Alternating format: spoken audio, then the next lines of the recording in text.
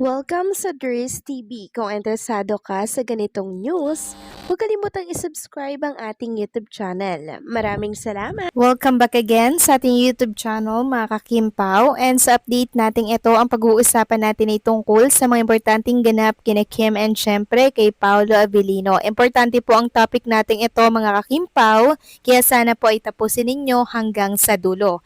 Pero bago po ang lahat, maraming salamat sa inyong patuloy na pagsuporta at pagsubaybay sa mga daily update natin. Kaya naman bilang pasasalamat, narito po ang mga napili kong komento patungkol yan sa naging previous update. Unang komento mula po ito kay Jerry's Kitchen. Sabi niya, ang sakit talaga sa sobrang bait ni Ate Kimi, people taking for granted to her, even her sister. Walang utang na loob. Sana malagpasan niya ang lahat.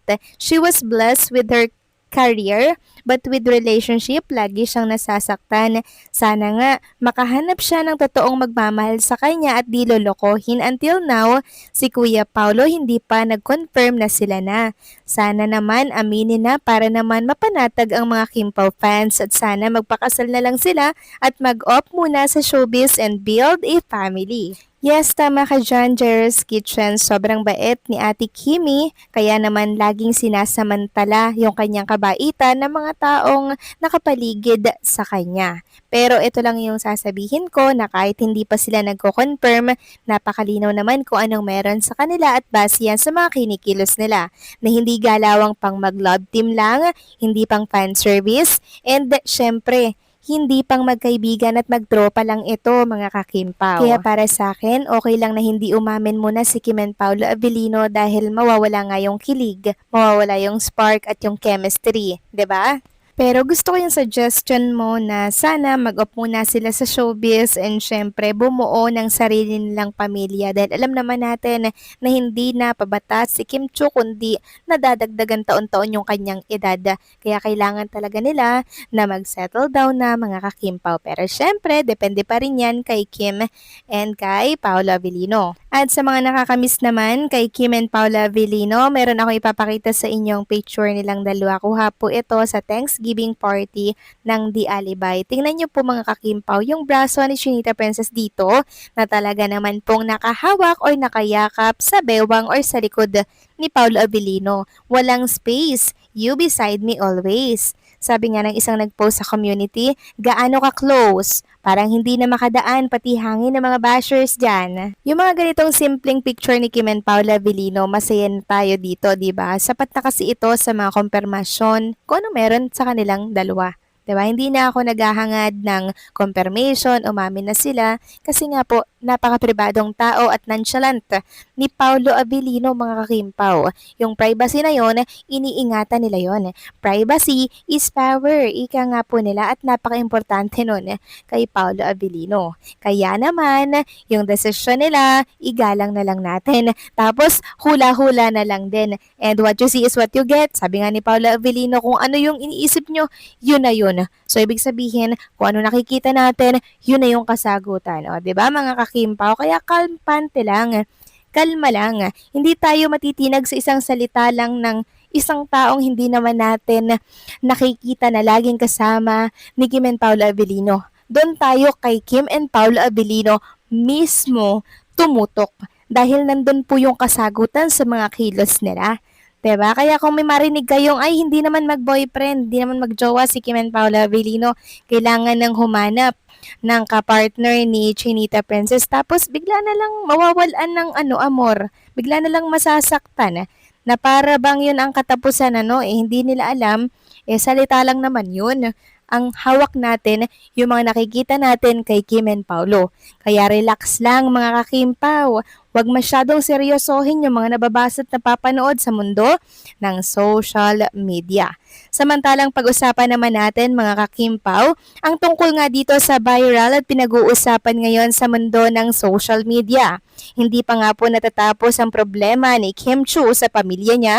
Heto na naman at may dagok na naman na panibago si Kim Chu dahil ang mahal niyang network na ABS-CBN ay balak i-terminate ang mga programa sa TV5 dahil sa hindi nito pagbabayad ng takdang panahon na umabot na po ng 1 billion. Kaya ang ending, hindi na mapapanood ang ibang programa sa TV5 katulad na lang ng ASAP na kung saan lumalabas din si Kim Chiu. Masakit kay Kim Chiu na muli na namang masadlak ang kanyang mahal na network sa pagsubok na katulad nito. Kung ating babalikan, napasara po ang ABS-CBN at tinanggalan ng prangkisa taong 2020. Pero hindi iniwan ni Kim Chiu ang network na ABS-CBN. Bagkos na natili siya dito kaya nga siya ay nagawaran po ng Loyalty Award nitong nakaraan lamang. Tapos eto na naman, panibagong dagok sa buhay ni Kim Chiu, muli na namang nasadlak ang network na ABS-CBN. Doble-doble ang problema ni Kim Chiu at salamat na lang talaga at may taong nakaagapay sa kanya sa oras ng ganitong mga sitwasyon. At narito nga po ang kumpirmasyon mula po sa article ng Bilyonaryo.